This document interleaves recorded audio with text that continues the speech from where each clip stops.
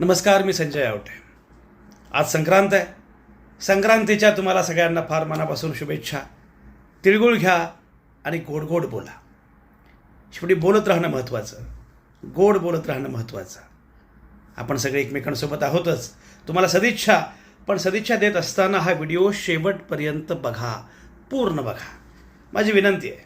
म्हणून मी अत्यंत गोड बोलतो आहे आणि खरं सांगतो आहे की हा व्हिडिओ अगदी पूर्णपणे बघा. तुम्हाला खरं सांगू का, गोड गोड बोलणाऱ्यांना तिळगुळ मिळतात. भिडभाड न बाळगता जे थेटपणे बोलतात त्यांच्यावर मात्र संक्रांत ओढवेल असा हा काळ आहे. अशावेळी मला आज खरंच सांगा, आपण कोणासोबत आहोत?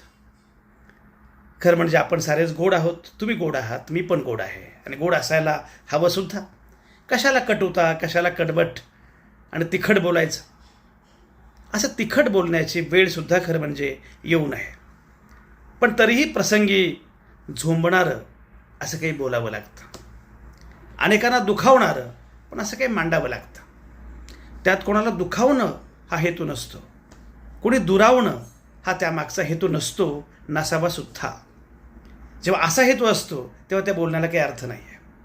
पण एक मला खरं सांगा, लोक दुखावण्याची पर्वा केली असती तर 15व्या शतकात पोलंडमध्ये जन्मलेल्या कोपर्निकसानं सूर्य पृथ्वीभोवती फिरतो हे तेव्हाचं प्रस्थापित प्रमेय मान्य केलं असतं.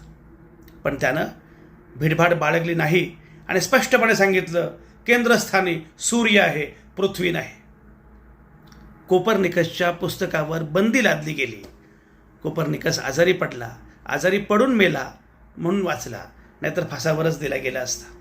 पण गंमत बघा, त्याचं हे पुस्तक पुढं जॉर्दानो ब्रुनो या शास्त्रज्ञाच्या हाती लागलं. त्या ब्रुनोनं त्यावर आणखी काम केलं आणि मग सांगितलं, पृथ्वी गोल आहे आणि ती अविरत सूर्याभोवती फिरते. सूर्य पृथ्वीभोवती फिरत नाही, पृथ्वी फिरते हे त्यांना सांगितलं, सिद्ध केलं. पण धर्मसत्ता खवळली. बायबलमध्ये जे आहे त्याच्या विपरीत कोण कसं काय सांगू शकतं? म्हणून धर्मसत्ता चवताळली. ब्रुनोला चर्चनं अटक केली, त्याची जीभ कापली.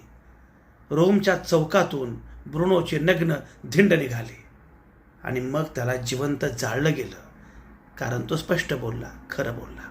तरीही ब्रुनो संपला नाही. त्याच रोमन साम्राज्यात गॅलिलिओ जन्माला आला. गॅलिलिओनं 17व्या शतकात पुढे हीच मांडणी केली, पृथ्वी स्वतःभोवती फिरते आणि सूर्याभोवतीही फिरते, म्हणून तर दिवस उजाडतो, रात्र होते. म्हणूनच तर ऋतूंचे सोहळे इथं दिसतात. गॅलिलिओला नोबेल नाही मिळालं, अटक झाली. त्या अटकेतच तो मेला. पण नजर कैदेत त्यानं पुस्तक लिहिलं आणि जगाला कैदमुक्त अशी नजर दिली. ही नावं माहीत तरी आहेत. असे किती असतील ज्यांची कुठं नोंदही नाही. अशी ही माणसं बोलत राहिली, मांडत राहिले, भांडत राहिले. तेव्हा काही दुखावले, पण त्यामुळंच तर उजाडलं.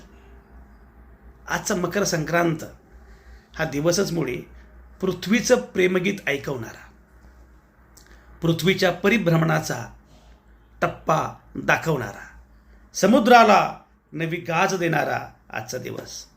या दिवसावर ना धर्माचं ओझं ना कुठल्या अस्मितेचं त्याला काही देणं घेणं. मकर राशीत प्रवेश करणारा सूर्य, उत्तरायण सुरू होतं आणि मग संक्रांती येते. आजचा दिवस खरोखरच सणाप्रमाणे साजरा करण्यासारखा आहेच. फक्त मी मगाशी म्हटल्याप्रमाणे संक्रांतीला आज गोड बोलण्यासाठी कित्येकांनी स्वतःला जिवंत जाळून घेतलं, तुरुंगवास भोगले, जिभा कापल्या गेल्या. तेव्हा हे लोक तिखट बोलले नसते तर आज अशी संक्रांत तुम्हाला साजरी करता आली नसती, कारण आज असं उजाडलं नसतं. आज तरी आपण कोपर्निकस, ब्रुनो, गॅलिलिओ यांची वाट चोखाळणार की त्यास नादान, बेमुरवतखोर, धर्मांध सत्तेच्या वाटेनं चालणार? हे ठरवावं लागणार आहे आपल्याला. गोड बोलायचं हे खरंच, पण मला सांगा, खरा गोड आवाज कुठला? कुठला आवाज सगळ्यात गोड आहे तुम्हाला काय वाटतं?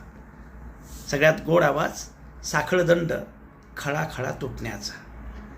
हे साखळदंड तुटले पाहिजेत. तो गोड आवाज सगळ्यांना सर्वदूर ऐकू यावा म्हणून थोडं तिखट बोलावं लागेल सुद्धा. पण त्याशिवाय उत्तरायण कसं सुरू होईल?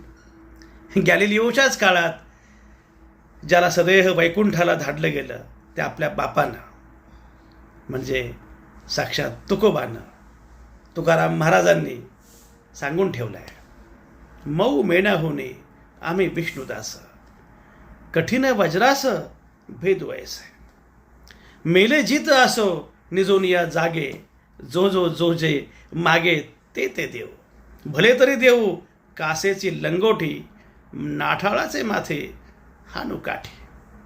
आणि पुढं आमचा हा बा तुकोबा काय म्हणतोय ते बघा, ते फार इंटरेस्टिंग आहे.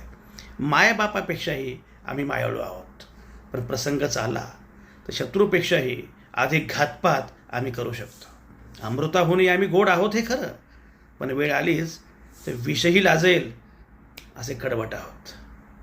तुकाराम काय म्हणतात, त्यांचा अभंग बघूया.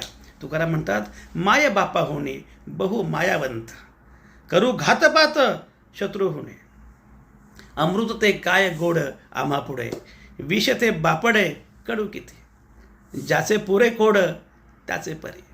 त्यामुळे आपण आहोत गोडच, पण अवघं जग गोड व्हावं अशी मनोकामना असेल तर प्रसंगी कडवटपणा घ्यावा लागेल.